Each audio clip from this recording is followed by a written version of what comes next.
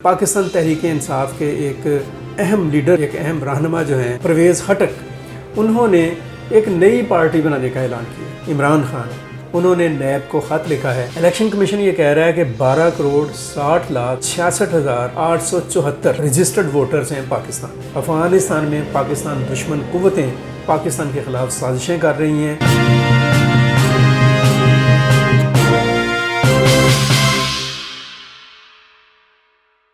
अस्सलाम वालेकुम viewers, Ashraf Sohail YouTube channel में आपको खुश आमदीद। आज हम एक नए सेगमेंट के साथ आपके सामने मौजूद हैं और ये सेगमेंट जौन सा है ये प्योरली जो करंट अफेयर्स हैं उनके ऊपर होगा। और इसको सामने लाने का मकसद जौन सा है वो ये है कि ऐसे लोग जिनका इंटरेस्ट है करंट अफेयर्स में, मसलन जो तालिब इल्म हैं, जो हायर एजुकेशन में स्टूडेंट्स एजुकेशन ले रहे हैं, उनकी हमेशा ज़रूरत होती है कि करंट अफेयर्स के लिए जाएं, मुकाबले के इम्तहान में हिस्सा लेने वाले बच्चे ख़ास तौर पर। इसी तरह से जो हमारे ब्यूरोक्रेसी है, हमारे जो टीचर्स हज़रात हैं, प्रोफेसर्स हज़रात हैं, एजुकेशन से वाबस्ता जो लोग हैं, हमारे पॉलिटिशियन हैं और समाजी ज़िंदगी के जो मुतहर्रिक और ज़िम्मेदार हलके हैं, उनकी ज़रूरत होती है कि मौजूदा हालात और करंट अफेयर्स के बारे में उनको अपडेट किया जाता रहे। ये अपडेशन हो तो रही होती है, लेकिन इसको प्रॉपर एक ग्राउंड रियलिटी के साथ और किसी भी एंगलिंग के बगैर सामने लेकर आना ज़रा थोड़ा सा मुख्तलिफ और मुश्किल काम है। लेकिन हम कोशिश करेंगे with the passage of time आप देखेंगे कि इस प्रोग्राम के ज़रिए से आपको एक वैलिड इन्फॉर्मेशन जौन सी है करंट अफेयर्स के ऊपर मिलेगी, मुल्क के अंदर के हालात के ऊपर भी, बाहर के हालात के ऊपर भी, इंटरनेशनली भी, रीजनली भी। सो आज इस हवाले से हम एक पहला प्रोग्राम जो है आपके सामने लेकर आ रहे हैं। ये प्रोग्राम आगे चलते रहेंगे और इस हवाले से जो आपको मैं ख़बर दे रहा हूँ, ख़बर आप सबके इल्म में है कि army chief general Asim Munir Iran का 2 रोज़ा दौरा करके वापस आ गए हैं। ये उनका जो 2 रोज़ा दौरा है बड़ा अहम है और जब से वो आए हैं इस ओहदे के ऊपर, ये उनका पहला दौरा है ईरान का। इस पर हम बाद में बात करेंगे, लेकिन इसके साथ जुड़ी 2-3 और चीज़ें हैं जिनको हम डिस्कस करना चाह रहे हैं, बताना चाह रहे हैं आपको। मसलन आज पाकिस्तान तहरीक इंसाफ के एक अहम लीडर जो उनसे हैं, एक अहम रहनुमा जो हैं परवेज़ खटक, उन्होंने एक नई पार्टी बनाने का ऐलान किया, पाकिस्तान तहरीक इंसाफ पार्लियामेंटेरियन के नाम से। और आज जो उन्होंने अनाउंस किया है उसमें एक्स चीफ मिनिस्टर हैं खैबर पख्तूनख्वा के महमूद खान समेत कोई 70 के करीब तहरीक इंसाफ के पार्लियामेंटेरियन जो उनसे हैं वो शामिल हुए हैं। अगरचे इनमें कोई बड़ा नाम नहीं है जो कौमी सतह के ऊपर कदो कामत रखता हो या जिसके पास कोई वोट बैंक हो। किसी हद तक हम आप कह सकते हैं कि वो खटक साहब के पास हो सकता है या कुछ लोगों के पास हो सकता है, लेकिन एक नई पार्टी ज़रूर बन गई है तहरीक इंसाफ के अंदर से। और इससे पहले हमने देखा कि इस्तेहकाम पाकिस्तान के नाम से एक पार्टी जौन सी है वो अलीम ख़ान और जहांगीर तरीन ने मिलकर बनाई और बहुत सारी और तोड़ फोड़ जौन सी है वो तहरीक इंसाफ में हो रही है। ये जो तोड़ फोड़ है और ये जो मामलात हैं, ये आप कह लें कि ये मुकाफ़ात अमल है।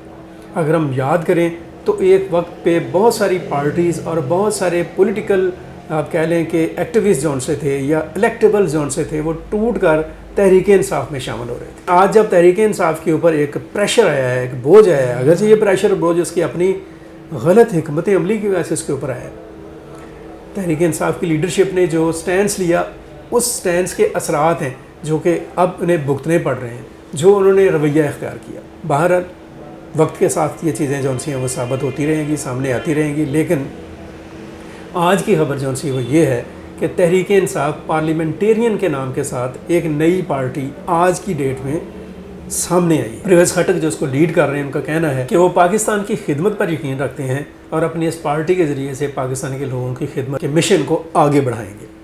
और तहरीक इंसाफ के हवाले से ही जुड़ी एक और बात जो सी वो ये है कि तहरीक इंसाफ के जो चेयरमैन हैं इमरान खान, उन्होंने नैब को ख़त लिखा है कि वो इस्लामाबाद में 19 तारीख को जो तोशाखाना केस है उसमें समाअत के लिए और उसकी इन्वेस्टिगेशन के लिए वो हाज़िर नहीं हो सकेंगे। और हाज़िर ना होने की जो उन्होंने प्ली ली है वो ये है कि उन्हें वो सिक्योरिटी इश्यूज़ की वजह से लाहौर से इस्लामाबाद का सफ़र बहुत कम कर रहे हैं। सो उनके लिए मुमकिन नहीं हो सकेगा कि वो इस समाअत का हिस्सा बन सकें। उन्होंने कहा है कि जो मेरे वकील हैं उनको आप जो भी इंक्वायरी रिपोर्ट है वो दे दें, अगरचे वो मुझे मिलनी चाहिए कानून के तहत, क्योंकि मैं नहीं आ सकूँगा, तो मेरे वकील को दे दें। उन्होंने अपने वकील को इसके लिए एथोराइज़ किया है। लेकिन सवाल यही है कि تحریک انصاف کے چیئرمین جو ایکس پرائم منسٹر ہیں ان کو یہ سارے ایکسکیوزز اور یہ سارے معاملات جو ان سے ہیں اس نہج تک کیوں آنا پڑا، اس کے اوپر خود تحریک انصاف کی جو لیڈرشپ ہے، اسپیشلی جو چیئرمین تحریک انصاف ہیں، انہیں بہت گہری سوچ کے ساتھ غور کرنا ہوگا۔ اس کے ساتھ جڑی ایک اور خبر ہے کہ پاکستان الیکشن کمیشن نے آج اعلان کر دیا ہے کہ پاکستان میں اس وقت جو ووٹرز ہیں، رجسٹرڈ ووٹرز ہیں، ان کی تعداد کتنی۔ الیکشن کمیشن یہ کہہ رہا ہے کہ 12,60,66,874 رجسٹرڈ ووٹرز ہیں پاکستان میں، اور آپ یہ اندازہ کر سکتے ہیں کہ اس حساب سے پاکستان کی آبادی جو ہے وہ کہاں تک پہنچ چکی ہوگی، کس سطح تک جا چکی ہوگی۔ ان ووٹرز میں سے جو مرد ووٹرز ہیں ان کی شرح ہے 54.2%، یعنی 54.02% مرد ووٹرز ہیں اور 45.98% خواتین ووٹرز۔ مرد ووٹرز جو ان سے ہیں ان کی کل تعداد جو ان سی ہے وہ 6,80,99,615 ہے، اور جو خواتین ووٹرز ہیں ان کی کل تعداد جو ان سی ہے وہ 5,79,67,259 ہے۔ یعنی یہ خواتین اور مرد ووٹرز کا ایک ریشو ہے، ایک تناسب ہے۔ اب یہ جو اس کے علاوہ بھی بڑی ڈیٹیل کے ساتھ الیکشن کمیشن نے بتایا ہے کہ ایج کیٹیگری میں نوجوانوں کے ووٹ کتنے ہیں، بزرگوں کے کتنے ہیں، مڈل کلاس ایج کے لوگوں کے ووٹ کتنے ہیں، وہ تفصیلات کسی اگلے پروگرام میں اس کو ڈسکس کریں گے۔ لیکن یہ جو ایک رپورٹ ہے یہ نہ صرف یہ کہ پاکستان کے عوام کے لیے، پاکستان کی حکومت کے لیے ایک الارمنگ رپورٹ بھی ہے کہ ہماری آبادی کس بے ہنگم طریقے سے بڑھتی جا رہی ہے، اور دوسری بات وہ جو اہم ہے وہ یہ ہے کہ پاکستان میں جو ڈیموکریسی کے لیے پاور سٹرگلز کر رہی ہیں، اسپیشلی جو پولیٹیکل پاورز ہیں، ان کے لیے بھی ایک دعوت فکر ہے کہ وہ یہ کوشش کریں کہ آئندہ الیکشن میں جو الیکشن آنے والے ہیں ان الیکشنز میں وہ ان 12,60,00,000 ووٹرز میں سے زیادہ کتنے ووٹرز کو پولنگ اسٹیشنز تک لے کر آنے میں کامیاب ہوتے ہیں۔ اگر وہ جمہوریت پر یقین رکھتے ہیں تو پھر جمہوریت تو یہی ہے کہ ان 12 کروڑ ووٹرز میں سے اکثریت پولنگ اسٹیشنز میں آئے، یعنی کہ میں تو کہتا ہوں 12 کروڑ کو ہی آنا چاہیے، لیکن 10 کروڑ 9 کروڑ 8 کروڑ اتنے ووٹرز کا ووٹ پول ہونا چاہیے تاکہ پتہ چلے کہ لوگ جو ہیں وہ ڈیموکریسی کے اوپر ٹرسٹ کر رہے ہیں۔ اور اب میں جاتے جاتے جو پہلی خبر جس کا میں نے ذکر کیا تھا، آرمی چیف کا جو دورہ ایران ہے، وہاں پہ انہوں نے ایرانی صدر ابراہیم رئیسی کے ساتھ ملاقات کی ہے، اپنے ہم منصب علی باکری کے ساتھ ملاقات کی ہے انہوں نے، اور ایران کے وزیر خارجہ سمیت اعلیٰ ترین سیاسی اور عسکری قیادت کے ساتھ ملاقات کی ہے۔ یہ جو ملاقات ہے اور یہ جو دورہ ہے آرمی چیف کا ایران کا، یہ بہت اہم ہے۔